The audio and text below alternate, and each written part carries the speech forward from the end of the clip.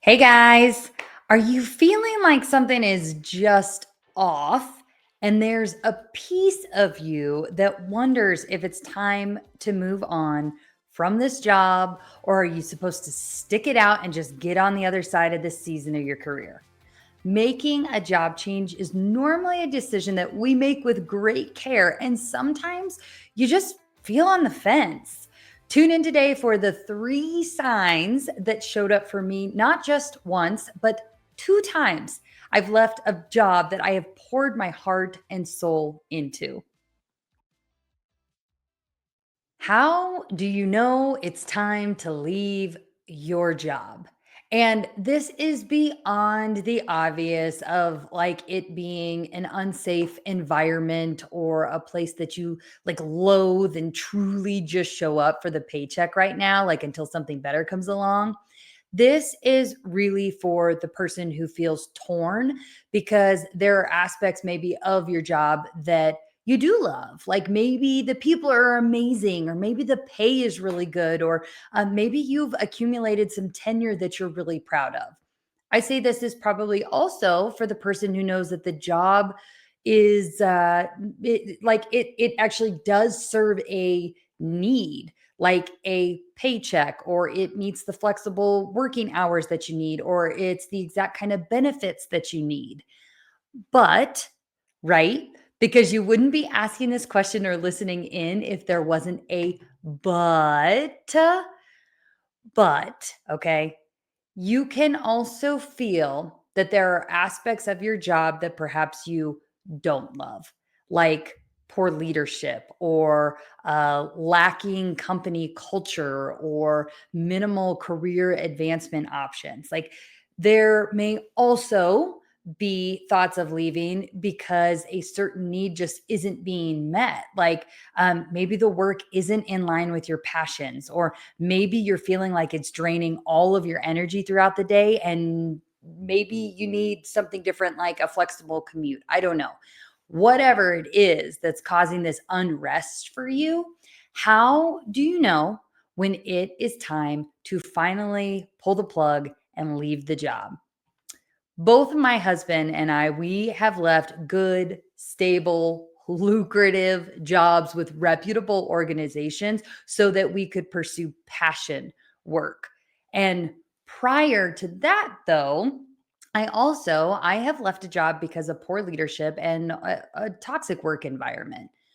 If I rewind back to those days, I remember three distinct signs that became my final straw, and just how I knew it was time to make a change. So that's what I wanted to share with you today, just in case any of these are coming up for you too. So, number one, the first thing that I remember is I had heard about the Sunday scaries and the Monday blues, but I never actually knew that those were a thing until I experienced them firsthand.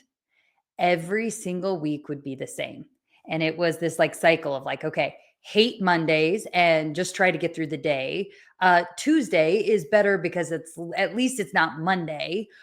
Wednesday, everyone lightens up a little bit because thank gosh we only have 2 more days of this nonsense. Thursday was the day I would say for like happy hours, because let's face it, we had done whatever work was actually going to get done for the week by Thursday, and everyone knew it. And then Fridays were really just everybody focusing on how do I make it to 5 p.m. Saturday would be blissful because thank gosh it was the weekend. And then I would wake up on Sunday to start the last day of the weekend. And by the afternoon on Sunday, I like this feeling would start to stir and would start happening. And I darn well know now that it was the realization that the weekend was coming to a close. So it was a level of maybe depression and knowing that I had to go through another Monday. I think that there was probably some anxiousness too of what the week ahead was going to have. Like, was it going to be just like last week? Was it going to be worse, better? I don't know. And then, two, I know another thing that came up for me was just that it was always like this overwhelming to-do list that would be piled onto my desk with the expectation that I would somehow overperform and out deliver. And that felt heavy every single week. And I know that I stayed in that job for years longer than I should have because the pay was great. Like golden handcuffs, that was a real thing. The commute was short, and the career advancement potential at the time, it was all right. But when I was in the thick of it, I had no idea that the Sunday scaries and Monday blues was actually a very clear sign that things were off. And that regardless of the pay, regardless of the commute, regardless of the advancement opportunities, that something that was off was a significant something. And I just want to kind of put a side note here that I think it's totally okay just to be say like just to be able to say that hey, something is off, and that you may not even know what exactly like that something is, especially when we are in the thick of our own stuff. We're not actually thinking as clearly as we could be. And therefore, that specific, like pinpoint determination of what is it that is no longer great about this job, it may or may not be clear. And that's okay. The most important part is just that you can actually just recognize that something is off, and then that you can start paying attention to what that might be. The second sign on how I knew it was time to move along is that I started having behaviors that were really uncharacteristic for me. Things like crying in the vehicle on my way home. Never have I ever cried over a job until that day. Like that was nuts. Or I remember being so worked up and angry about decisions that were being made at work, and how I'd still be so heated about it come dinner time or even like the next day. Work was following me around like this dark cloud wherever I went. And even when I didn't want to be thinking about it, I was like all the time. Work became all consuming. And that was definitely the third sign. Whether it was that I was trying to hit the new bonus targets tirelessly, or whether I was checking email before bed or first thing in the morning, and then I was just immediately responding, like there was never a break. Work consumed everything. Someone asked me what I did for fun, and I literally couldn't answer the question because here I was in my 20s and all I did was work. Not a good sign. Like there's one thing to be a high achiever and passionate and driven about my career and all of those things, but like that was the final straw that made me just get really curious about considering other opportunities. At the time, I did figure that the best thing I could do was, since I already like work was already consuming my life, is that I took any extra hours that I had in the day to start applying for jobs. And then, like most, I absolutely did burn sick time or vacation time to go to interviews. And you know what happened? Like one of the first jobs I interviewed for actually gave me an offer with a base salary that was literally double that of what I was making in my current job that I thought was paying me well.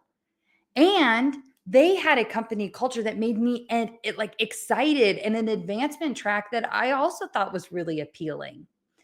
In the moment that I received that offer, I realized that there was a much bigger pool of possibility out there that I hadn't yet been willing to expose myself to, because I thought that I was already in this like as good as it gets situation. And I think, how many times in our lives do we settle because we choose to stay in our comfort zone, or to convince ourselves that this must be as good as it gets? I think all too often. And every time we do, we rob ourselves of possibility and joy. And another like total side tangent that I just want to share is that I actually did not accept that offer that I got, because I knew I was looking for something a little different. And I think that that's just as important as anything, because how often we jump from one job to the next to still just be unhappy a year later. So my move, it wasn't just about money or commute or advancement for me, like, or even company culture that I was trying to get away from. I knew I was looking for day in, day out work that was going to light me up. And although it was a great offer, like I said, I did keep my eyes just locked in on the type of work that I wanted to do, knowing that the pay, the advancement, that all of those things would come with that alignment. And tried and true, like strategy proven, tested and proven, it did for almost 10 years. It actually absolutely did. And as I look back at the corporate role that I walked away from after a thriving almost 10-year run, I actually see, and it wasn't until recording this episode that I actually see a lot of similarities that showed up again, slightly different. Maybe, I don't know, maybe it's the more mature version, if you would, but I would still say very similar. That the Sunday scaries, they started to come up and they were in the form of anxiousness, that I wasn't showing up as my full self. And that not only was I limiting my potential, but I could be hindering that of my team because my honest attention was starting to be pulled elsewhere. The uncharacteristic behaviors. One of my, yep, this is definitely a sign, like I need to make a change, was just the lack of excitement about the advancement opportunities or the conversations that were being presented. So it was like conversations and titles I would have dreamed and salivated over just a year prior. And instead, I was disinterested. And I knew in my gut that although I was the best person for the job, that the job was no longer serving me in a way that was fully aligned to a purpose that I was being called to step into. And then the way that my thoughts, they absolutely did start to become consumed, I would say, or maybe even like distractive or, yeah, in all the right ways, like obsessive about what else I could be doing with my time to maximize that greater impact that I could, would, should be having with a bigger message that was meant to be shared beyond the walls of that corporate box. So, the third sign of that all consuming emotional, physical, mental spiral, that was definitely there too. So, same true signs, just 10 years later, right? Patterns are real, folks, and they are here to tell us something. So, how do you know when to quit that job? And I think this is also too, this could be applied to a lot of different things. But I guess I'll keep it in the vein of the job today. Only you are going to know exactly when it's right for you. And maybe you'll have another opportunity lined up, or maybe you won't. But I guess as you're unjuggle the struggle, no BS friends, like these were the signs that came up for me. And I just urge you that if you're seeing any of this for you too right now, just pay attention, and it may be time. Like, are you having the Sunday scaries or the Monday blues? Are you responding in uncharacteristic ways? Has work or your thoughts of leaving like become all consuming? And if so, there you have it. And you know what's going to be next. So as I always like to do, I just want to offer up, like, if you're ready to make a change, especially if you're ready to step into purpose lined work, I am your coach, and I'd love to hear from you just via the coaching inquiry form that I'll go ahead and link in the show notes. But at a minimum, my friend, I'm proud of you for being willing to listen to yourself, to trust your gut, to seek out resources like this podcast today. And whether these things are signs that you're experiencing, or if you've never experienced this in your life, like, trust yourself. You know what you're being called to do, whether that is to stick this season out or to change your season. Trust that.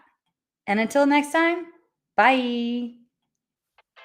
Hey, thanks for listening to today's episode. It means the world to me that you're here to ride in the struggle bus with me, and that you're willing to consider different perspectives, tools, and techniques that just might provide a little bit of relief and get you one step closer to the abundance that is available and waiting for us all. I hope you take a moment to grant yourself some grace where you've been denying it, some love where you didn't realize maybe it was right in front of you, and some faith where you thought all was lost. If this episode had an impact on you, would you please share a comment with a review? I'd love to hear what landed for you, and it helps us get the word out to our fellow Struggle Bus writers. So please review what was impactful for you.